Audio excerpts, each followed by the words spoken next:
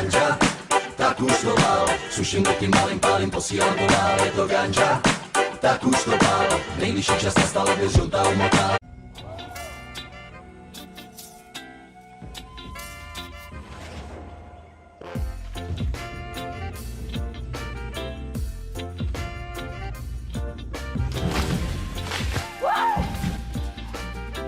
Jo, dneska byla nějaká rychlá jízda, hele.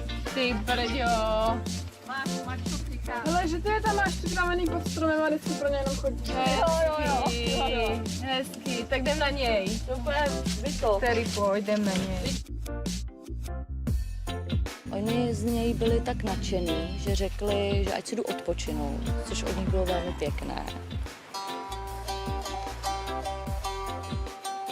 Tak jsem se šla vykoupat a že připraví snídaně.